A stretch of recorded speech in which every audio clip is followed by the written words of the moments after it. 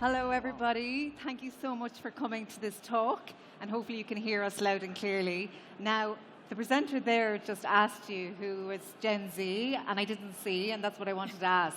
So if you are Gen Z, so that means you were born between 1997 and 2012. Put up your hands. Okay, so we've got a good amount of Gen Zers. Millennials, if you were born between 1981 and 1996. Okay, more millennials. And Gen X, 1965 to 1980. There we go. Yeah, good. Yeah, good. And then Gen Alpha, 2010. If you were born between 2010 and 2024. Any alphas? Any kids? No? Okay. Okay, so we've got a good variety, and what we're going to try and do be impartial and balanced about it all, because we all either work with each other. So what I might do is start with you, Amanda. So you've written about this in your book, The Seventh Level, and created an engagement framework to shape the future of engagement. But what is the difference between Gen Zers and millennials, for instance? So, I am an elder millennial. That's what they call an old millennial. That's me. I'm a proud elder millennial. And I think that millennials really have gotten a lot of our identity from work. We grew up with the internet, and the internet kind of formed with us. And so it was a slow pace of growth. I don't know if anyone as a millennial knows the modem sound. I imagine we could all do it here. It's that really loud, obnoxious sound. I'm not going to do it because it will be on film. But again, it was a slow pace of growth. And so for us, it's all about the next job, the output, the paycheck, and being able to, again, obviously share that with our friends and share that on social, but it's very much it's still extrinsic, but it's within the workplace. Gen Z has a bit of a different output perspective because a lot of their identity is not necessarily from the workplace. And 92% of Gen Z actually, they value authenticity. That's the thing that they care most about, but they also really care about likes, comments, and follows. They want to be their most authentic self. They want to be seen as who they really are. And often that can't really be done in a workplace. And so where do they then get that value? They get it from the digital world, and they get it less from the actual workforce and the workplace. And Mauricio, so you run a world recruiting company, and so you recruit people, Gen Zers, but you also hire in your own company Gen Zers because you're across the world. Yeah, can you hear me now? Really. It was harder. It was hard. Much better. Yeah? I just thought it was just me because my elder millennial years. I just had the best question that you didn't hear. So Mauricio, you run a global recruiting firm. Correct. So you obviously recruit, all ages, but you also hire within your company. What do you see as the difference between Gen Zers and millennials? Well, the main difference is that today, you as a company, there has to be three pillars as a company to brand yourself to the Gen Zs. Because in the past, people just wanted to, get a job. Today, you as an organization, you have to sell yourself as an entity to attract the talent. So Gen Zs look at three major pillars. One will be obviously the talent. Number two will be embracement of the technology. And number three will be a purpose. Gen Zs nowadays, they look, if I'm going to work for a company, I want the company to have a purpose. There may be different purposes, but that's for them the main three pillars. And with Gen Z, do they move around jobs frequently? Yes. Is that a loaded question? Yes, it is. And I always say this. I'm in my mid-50s, so the generation of my parents, I always say they maybe had a job in their life, they worked through the ranks, and maybe they became directors or whatever it may be, or the CEO of the company. My generation, which is, I was born in 1969, maybe we had 5 to 6 jobs in our life, 5, 7 years in one job, and maybe change. Gen Zs, I always say, they change jobs as you change underwear.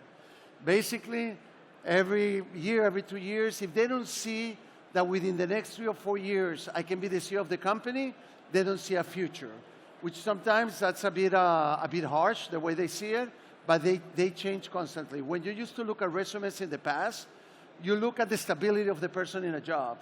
Today, you can look at that because you see a person that worked 6 months here, 1 year over there, 2 years over there, so not necessarily that they didn't have stability is the marketplace today. Why, Amanda, why do you think Gen Z are like that, you know? I don't necessarily, they're definitely leaving more frequently, but they're also doing more while they're working. So they're also doing, they're very much more comfortable with the gig economy. They want to be creators. It's one of the top jobs for young people. They want to be a creator. Who considers themselves a creator in the audience, if you raise your hand? Who has social media and posts about things in the audience? Raise your hand if you post about things on social media.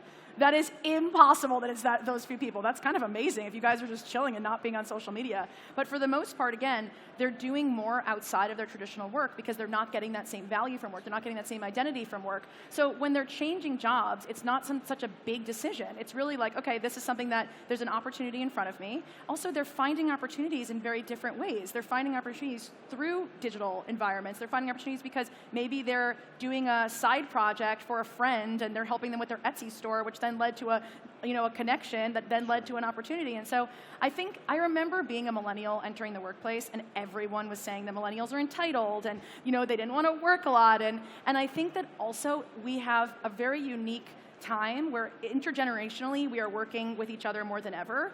And it is one of those feelings that I'm sure Gen Z feels, that the older people in the room are like, oh, here we go with the Gen Zers. They're always leaving, and they're so entitled. By the way, you're not saying that. You're not saying that at all. You're just looking at the stats. But I think it's also a unique time in history because of remote work, that we are working together, and we don't actually know how to understand each other. We've not asked Gen Zers. Gen Zers have not asked Gen Xers, what's going on, and why do you care so much about work, and why are you here for so long, and why is this important to you? That's not workplace in general. So I think we need a new take on why people are leaving. Maybe it's because the work conditions are miserable. Yeah, it's kind of like the elephant in the room when you're on a team that have different ages, because nobody wants to say what they actually think of each other, Sure. But you talked about the water cooler moment in the office before and how important that is. And then obviously people who work remotely don't get that. Do you want to expand on that? Actually, I don't know if any of you guys saw, but early in the morning there was a girl with a sign, I think on Pavilion 2, saying 9 to 5 work is dead. So I started talking to her, and I told her I don't think it's dead. The problem is as follows. I strongly believe, although right now, actually a lot of major corporations like Tesla, Microsoft, at least in the States, Amazon, they're already calling in people, you need to come 5 days a week to work. I don't think the world is going to change yet, at least for now, to that, but a hybrid mode is going to happen, where you have to go 3 or 4 times a week. And one of the things I always say, and a lot of the Gen Zs don't know this, but when you're in an office, I'm in the water cooler. Let's say I'm talking to her, and I tell her, oh, I'm doing this, I'm doing that. Her ideas, she's going to help me on what I'm doing. When I'm on a Teams meeting, on a Zoom meeting, that doesn't happen. And that's one of the main issues that you have. You don't have that interactions. We have had people asking us for internships when the kids tell us, I want internship 100% remote. And we tell them, listen, if you want an internship, you have to be the shadow of whoever is going to teach you. So for you to be that shadow, technically you have to be next to that person. So that's a challenge. That doesn't mean you cannot do certain internships remotely, but it becomes very, very complicated. As I spoke to you in the past, is that one of the main issues, if you look right now, one of the things that Gen Zs look a lot is mental health. They want mental health. One of the purposes is mental health. If you guys look in the last 10 years, more or less, in the last 4 or 5 years, everything is mental health. Why? I strongly believe it's because if you work remotely, you don't have human interaction. So, I just want to work remote, leave me alone, I just meet with you on Teams, whatever I have to do, and that creates mental issues. And that's why a lot of companies right now are investing on mental health and how to track it and how to attack it to avoid these issues. With mental health, and that is a thing that companies do see Gen Zs taking it really seriously and their well-being. Amanda, is that a good thing? And also, like, I work in news, and the news has been absolutely horrific for quite some time. So we all need to be looking after our mental health, but maybe the millennials or the Gen Xs are just powering through, whereas the Gen Zers are like, hang on, this is a bit much. I need time away from this. Yeah, I want to first just talk briefly about the water cooler moment, and I want to use the word serendipity. And I do want to talk about, yes, you get a lot from humans, and even a conference like this, an event like this, where you want to be able to have kind of that magic and that experience of, we just had a conversation and this is what it led to. I do think that it's harder in remote work, but I also think that remote work is not necessarily the cause of mental health issues. I think that the productivity at all costs in the way that we work is the cause of our mental health issues, and then filling the rest of our time doom scrolling social media, telling us how terrible we are. And I have no problems with social media. I have a problem with that we never taught Gen Z. We gave them these tools to talk. We never actually taught them how to use them to think or to process. They're waking up to that, and they're really frustrated. And when it comes to social media, and particularly I think with work and also, again, accolades and highlights, you're not only comparing yourself to other people's highlight reels, you're comparing yourself to your own highlight reel. You can see your own LinkedIn of these accomplishments and of these things that you've done in the digital world, and it actually makes you feel inferior in your real life. And I think for what Gen Z is facing, and they're starting to see, their millennial siblings and their Gen X parents, and I mean, again, I'm a millennial and I saw baby boomer parents, have a really unhealthy relationship with productivity. I don't even think it's work, because a sense of work where you have passion and purpose is one thing, but outputs at all costs, productivity is at all costs, always being on at all costs. That's what remote work did. It said, you can work all the time and everywhere and anywhere. Sure. But then we millennials think their Gen Zs are on social media too much, that they're on it all the time, and they shouldn't be. I think that they are, again, have been given these tools at a very young age, and I don't think it's fair to blame them. I think what we have to start to do is to listen to them. And I think that, as a teacher, and I was an educator, my kids told me about Justin Bieber when it was a 50-person concert at the mall. No one knew about Justin Bieber. This was a long time ago. They also told me about Twilight before it was a really big book. I mean, they knew market trends because they knew YouTube. They were watching YouTube. And I think with the next generation, rather than us, even really speak for them on this stage, asking them, why is mental health so important to you? How can we make this workplace better for mental health? And by the way, the millennials who are never going to ask for that, the Gen Xers who are never going to ask for that, are going to benefit from these Gen Zers saying, I am not going to answer my phone at 12:30 in the morning if you send me a Slack message. Yeah. But the millennials then pick up the work. That's on us. We need to figure it out. Who's going to do the work? Well, they're doing it. I think you should, doing the actual work, and if the work's really getting done with mental health and balance. Sure. No, listen, we expect by the year 2030 that 1/3 of the workforce globally is going to be Gen Zers. So there's going to be a mix between Gen Zers, millennials, even some Gen X. So you have to be able to deal in the corporate world with all the different generations. So in the beginning, I mentioned that you need to have a purpose. That's what Gen Z is looking at. So one way, actually, you can do it reverse mentoring. What does it mean, reverse mentoring? Me as a Gen Zer, I'm a native. I was born with technology. Maybe a 50-year-old, 60-year-old, not necessarily. So when I'm in the corporation, I can come in and I can help the Gen X, the Gen Y, how to embrace and to engage with technology. That gives purpose to the Gen Zers, and this is the way we need to. And also the Gen X, Gen Y will see the Gen Z as somebody that they can talk, head to head, talk together. Not to see him, okay, he's just a kid, he doesn't know anything, and I know everything. Yeah. So in that mix of generational mix in the corporate world, that will work very well. And today, when we're talking about Gen Zs, they look in purpose, they look at diversity, they look at sustainability, and this mentoring will work very well both ways, because me as a Gen X, Gen Y, I can teach him, and he as a Gen Z, he can teach me as well, so we're equal.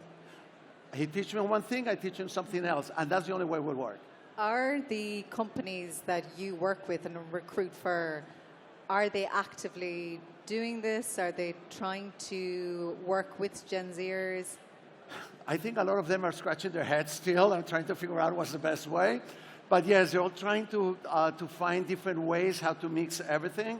Obviously, remote work or hybrid work is here to stay.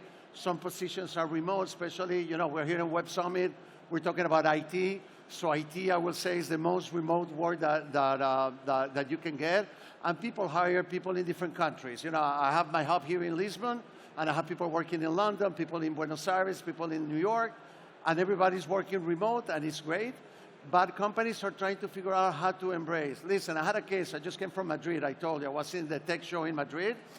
And I went, we saw the team. And I had some of the team, I met them for the first time 3D, because I always meet them via Teams. And I had 2 employees that they live within a mile from each other. They never met each other, only via Teams. I said, come on, guys, just go to Starbucks and have a coffee and meet each other. Those are the challenges that you have today. Amanda, with COVID and obviously lots of young people being at home and now they are out in the real world, that's hard if they haven't been chatting with other people. Yeah, I mentor a lot of Gen Zers, and I was speaking to one young woman, and she told me that 5 of her friends in completely separate jobs all just left their work, and they're all just trying to figure out what's next for them, like whether they're waitressing or they're taking Coursera courses or whatever it may be. And I think that what happened is, during COVID, there was a increase in hiring, significant hiring increase, because all of these companies were scaling at a pace that they really could not keep up with. And so they had to hire young people without real work experience. And the thing about being a young person in a traditional workplace where you're not just getting thrown in and then, getting accustomed to this fast-paced scalability is that you kind of don't feel great about your skills. You start to learn about yourself, you become quite humble. And again, it's that sense of purpose because it's bigger than you, because you're learning and you're growing. And at that pace, there wasn't really much time or space to teach or to guide or to learn from each other. And so now, 5 years later, I used to like to say that during COVID, it was like the 4-year graduation. Like we graduated and now after 4 years, it's like, what's next? But we've kind of formed around this space. Like hybrid work is not a thing. That's just a response to remote work because of COVID. And now there's this huge space where it's like, well, maybe we should just do hybrid work. And people are like, I moved, I have a child, I don't have daycare. And so we have to figure out not to be reactive, but how can we actually be, proactive in new strategies that embrace all of the generations and support us? Because for Gen Z specifically, they're again, authenticity, which that word, it drives me a little bit nuts, even though I write a lot about it in my book. What it really means is the 7th level, literate thinking, when values and beliefs align, when you feel seen, when you feel heard, when you feel received. And Gen Zers are not feeling that way because they're getting thrown in, they're told that they're not working hard enough, that they want to leave early, that they're not cutting it, that they need to be more productive, why are they on their phones all the time? And they feel really misunderstood. And that's not a sense of purpose. And so what can companies do to make them feel like that they're wanted, and also if they don't have the skills because of what happened after COVID, supported to get to where they want to go? Culture for an organization is one of the most important things that we could be doing right now as companies. We're all using the same AI agents, and there's that quote that culture is what happens when nobody's watching. We are watering down all of our culture by using the same agents. You don't know who's working at what company. And so those values that we used to have, on a fun little board in the conference room actually have to be embedded in our organization, and we have to know what we stand for, what we believe in, what makes us different from another company, because we're going to have to program our AI agents with those values. Before we do that, we should probably think about the humans that work for us and having them understand our values and having them be aligned with those values. And as companies, again, for us, for a long time, it's been scale. Hyper growth at all costs. And I think that cost is the cost of people's growth. And we have to put our values, the systems in place based on what we actually care about, and then align with Gen Z from that place. That's that authenticity and that's that purpose. Actually, I always like to say that you have to digitalize the process, but you have to humanize the experience. And that's very key. Today, the Gen Zs, that's what they're looking for. One thing that I wanted to bring up, and I do really, really feel for Gen Zs, is that they feel that they can't afford housing, they're locked out of the economy, they're not getting good wages because some organizations are bringing back, bringing back their wages and everything else that goes with it, their perks. And pensions. I mean, I know they're not probably concerned about pensions at this point, but there's definitely not as good pensions out there. So are they right to feel like that? And also, like, again, what can companies do? Like, you know, because really, are they being ignored? Listen, companies also, they realize, as she mentioned, you know, the cost of living in cities like London, like New York, I mean, so the Gen Zs cannot afford an apartment there, so they rather go in country, which it's more affordable, and then definitely they have to work remote unless the organization has an office there. But a lot of companies also, they're trying to lower costs. They're trying to have everybody remote. You know what? You have companies like Accenture. Accenture is an example that they're trying to push everybody remote, so they lower their costs, and they have people all over the place. You have people in Argentina, you have people in India, you have people everywhere. Everybody remote. Even if you have to travel, unless you have to see the client, they're trying not to, you know, don't go and travel. If we work together, you don't have to go and see her. Just work remote so we can lower costs. So it's a mix of everything, but especially the young, let's say you're a young couple just married, you cannot afford a house in London or any major city. So that's where the remote work gets more established and gets more prone for companies to do it. And just quickly, last question. What do you think, a very quick answer, what do you think of the 4-day working week? I think that's the best way to go. Okay, Amanda. I'll say one thing about Europe versus the States. In the States, we call it vacation because we're vacating ourselves because at all cost, again, work. And at least in Europe and the UK, we call it holiday because there's something about celebrating ourselves. And I think it's even less the amount of time and the way that we shift culturally what we think about taking time off and actually putting ourselves first. Okay. Thank you so much for the conversation. Thank you all for joining us. Please put your hands together for our panel. Amanda Slavin, co-founder of the Future Frequency, and Mauricio, Sion, founder and executive chairman of SGF Global. Thank you.